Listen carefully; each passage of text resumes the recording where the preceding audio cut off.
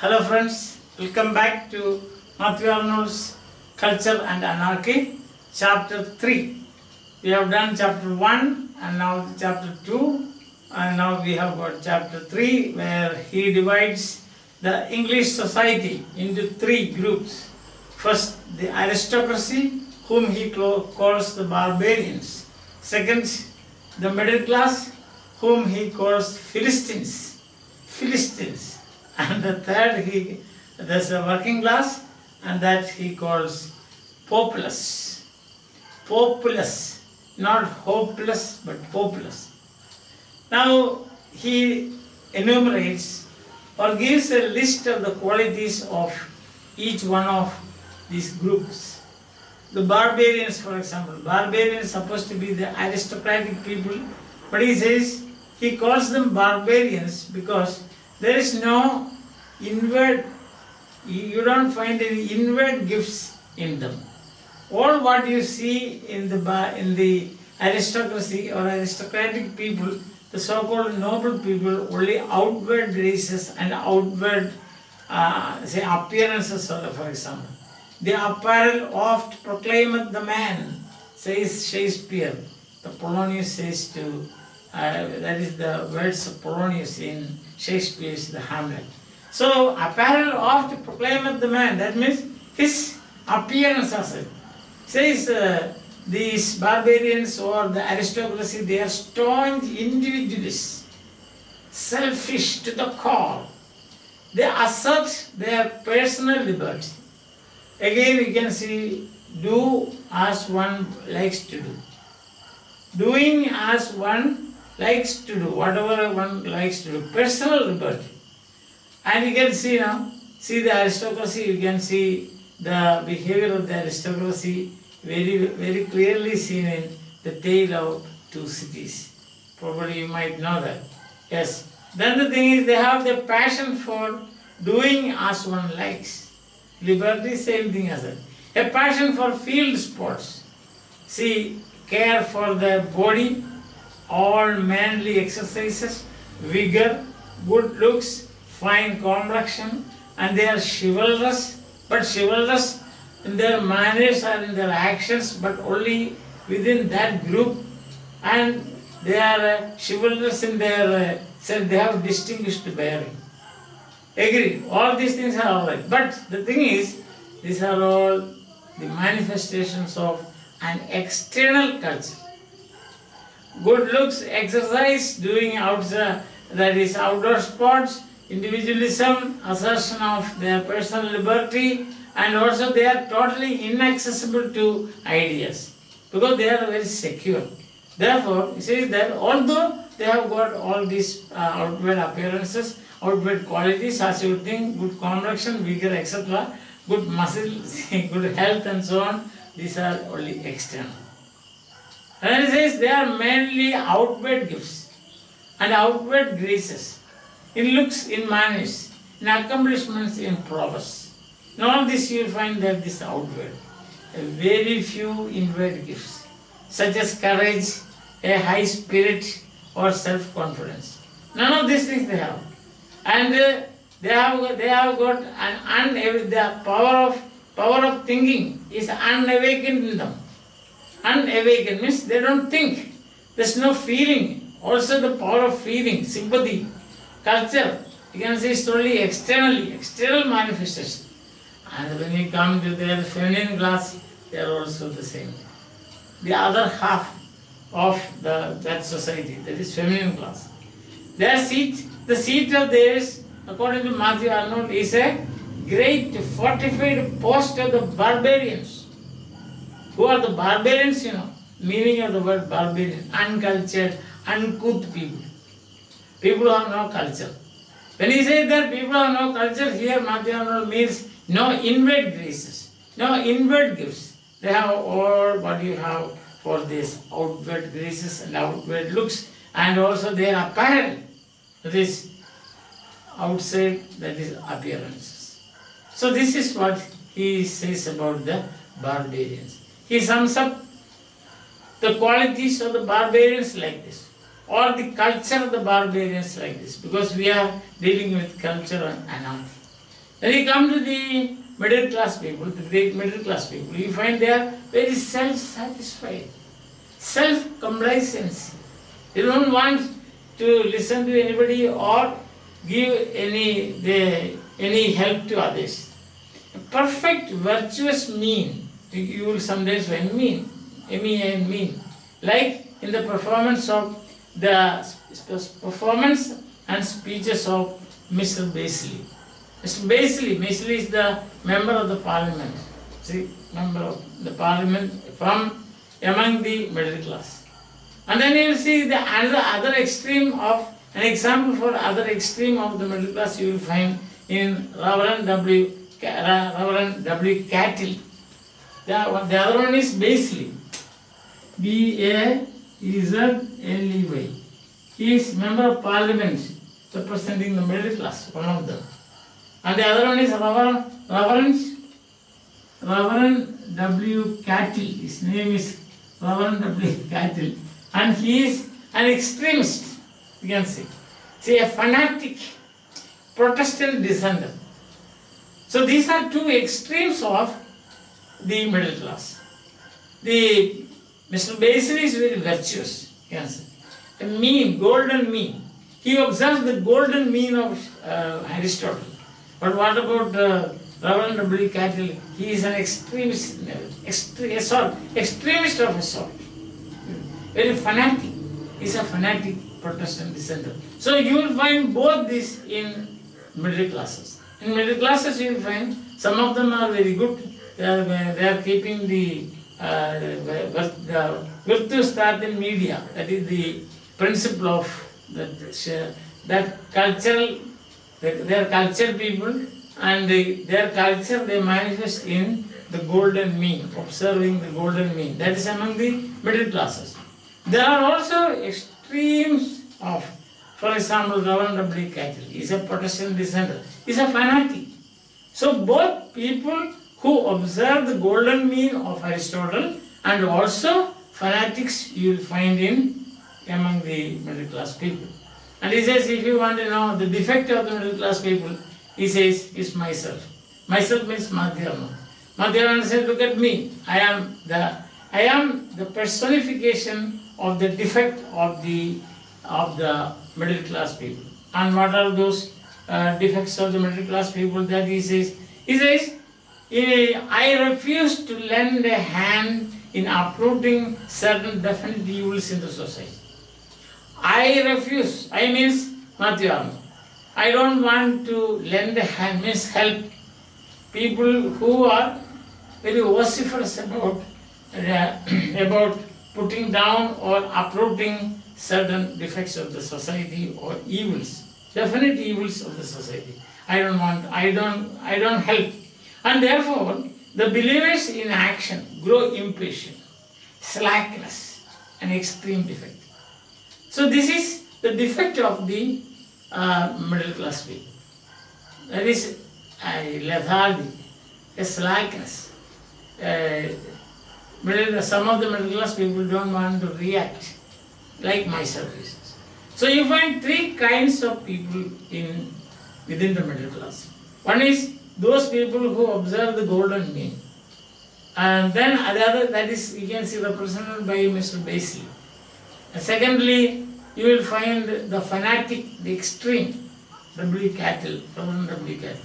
And then it says the defect of the middle class you can see in me. And what is that defect? Defect is lethargy and disinterestedness.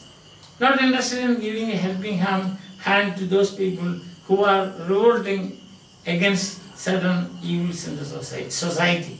And that is therefore, he says, that's one of the worst characteristics of the middle class, as exemplified, or as an example you will find myself standing before you. And then of course he says, so what you find is that first you find a self-sufficient, self-complacent, and those people who are interested in the outward graces of the personality, appearance and so on, and that is the barbarians, least concerned with new ideas. They are totally inaccessible to new ideas. then you find the middle class people. Within the middle class, you will find the three kinds, such as some people who observe the golden mean, some are the fanatics, some with certain defects like myself. That's what he said. Then he calls them Philistines. That's the designation he gives. The designation given to the aristocracy is barbarians. The designation given to the middle class is Philistines. And another reason for that is that they are commercially minded, money-making people. That's the main reason why he says they are Philistines. So if you are money-making and greedy, what happens is that there's no time for culture. No time. Getting and spending, they lay waste their hours. That is what the verse says. Getting and spending, they lay waste their time. They are not concerned about culture or any cultural artifacts. And when you come to the working class, he calls them populace. Because not hopeless, as I said. Because the working class people, he says, they have got the bright powers of sympathy. They are very sympathetic people. And also ready powers of action. Normally what happens, if you look out through your window view, if you take a window view of the processions, you will find 75% of people are the working class people. You won't find any aristocrats there. You won't find most of the middle class people also there. Whom you find, they are the working class people. So they are sympathetic, they have got sympathy, and they have got the power of action. Once you say, somebody shouts a revolutionary slogan, definitely immediately they will also shout. They won't bother about it. So power of sympathy they have got. And also the power of action. See, that is, they have got the power of action. So, ready to fight, ready to take action, ready to show sympathy. These are the things that we find in the qualities that we find in the working class. Understand? And you find also they seek to affirm their ordinary self. That is their defect. What you find in these actions and sympathy and all, you find only the expression of their ordinary self, not their best self. See, that's also external, not inward perfection. What you find is action, sympathy, etc. That is qualities of external perfection, not internal perfection. So wholly occupied as you can see this word, the outward things like this. See that? So wholly occupied with what Plato says. What does Plato say? They say they are occupied with the things of itself, not its real self. They are occupied with the things of the state, not with the real state. So this is what Plato says about the working class. They are, Plato says, according to the saying, Plato saying, what are these people occupied or they are interested in? They are the things of itself and not its real self. Things of itself and not of their real self. Real self means inward perfection. Trying for inward perfection. So the expansion of the inward qualities. That's not what they are in. But they're studying outside. Sympathy and the power of action. And then they say, with things of the state and not the real state. Things of the state. Things of the state and not of the real state. That's the thing. So this is what Plato says about such people. They are occupied with the things of itself, not its real self, means the inner, not the inner qualities, things of the state, but not of the not of the real state. But the real state means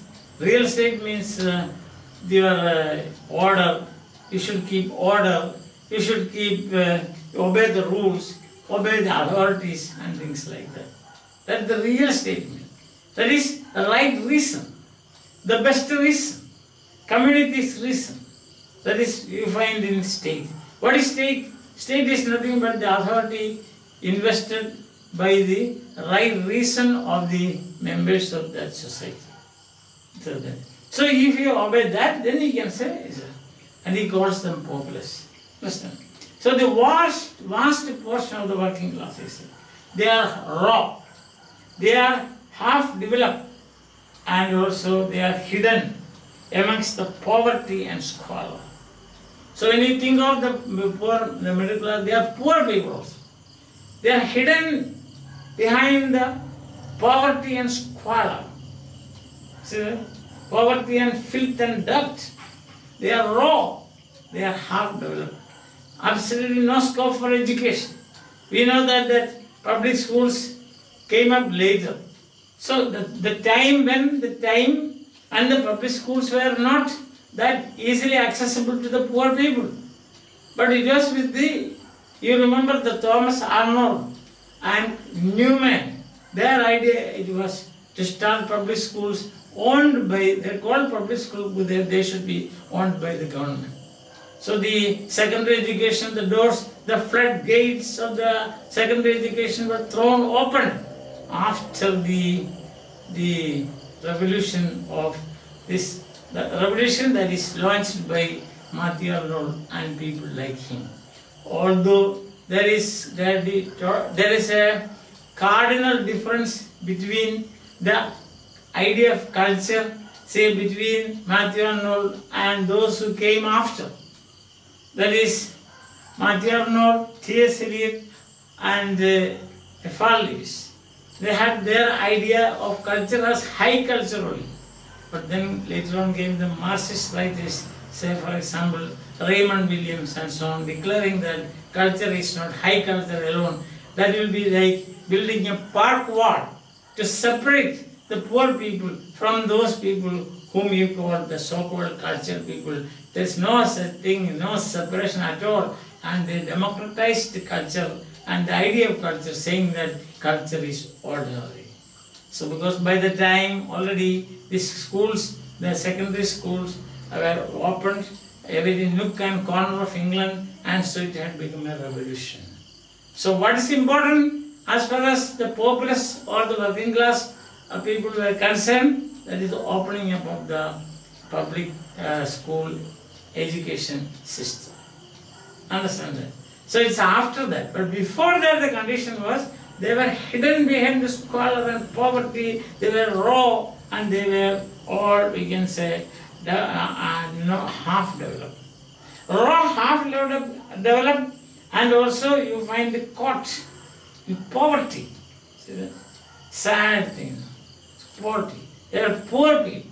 So that was the condition. Poor not only physically but also mentally. So this is the picture of the English society that Mathew Arnold gives. So the English mid-Victorian period, the picture of the English society, he is squarely drawing and presenting before us. He classifies the entire population into three classes. First one, aristocracy, middle class and working class. Aristocracy because of their outward perfection and so on, and their inaccessibility to new ideas, and their we can say their snobbery, isn't it? Yes, snobbery you can say. Yes, that's the inaccessible means that. So their external, since they are concerned only with their external development, you call them barbarians. Then the middle class people will find that some people are good, golden mean, some people are extreme, like the fanatic, lamentably cattle, and then there are some people with the defects, means no action. There's no action, like Mathew Arnold, he confesses. So that is those people whom he calls, and most of these middle class people, they are running after wealth and also greedy. Therefore he calls them philistines. Then the third group, the working class, very good, they are sympathetic, they have got the powers of action, but the problem is they are uneducated, they are illiterate, they live in poverty. They have got the power of action, that's okay. they have got they have got the power of sympathy, okay, but the thing is that they are only following the dictates of their ordinary self. Understand that? Their ordinary self. And what is ordinary self? We have seen in the last chapter, ordinary self is the inferior self. So they are actually following the dictates of the inferior self. And he calls them populace. Understand? But the last, he says that, do not think that this is a watertight compartment or watertight classification. No. If you take aristocracy, you will find there are people who have the qualities of the Philistines as well as the working class people. If you take middle class people or the Philistines, you will find some of them having the qualities of the aristocracy and also the populace. If you take populace, you will find some of these people have qualities of aristocracy and also Philistines. So we cannot say that this is a watertight or a strict taxonomy, or we can say a strict separation of the people of England during this period into three. No, it's not watertight compartment at all, because there is after all it is social, social grouping. So every social grouping, you can't say that this so much is having only or nobody else, or all this group, all the members of this group have only this particular or 1, 2, 3, 4, 5 qualities. And also you cannot say like Philistines, separate. Because since it is a conglomeration, you can say, of, no? So it's a kind of a grouping. They don't think that all the aristocratic people are living in one particular place, separated from all the others. Likewise, Philistines and also populace. So if you find a populace, so aristocratic people, let's say aristocratic, then you will also find within them middle class plus working class. You find the middle class people, MC, you will also find aristocratic and the working class people.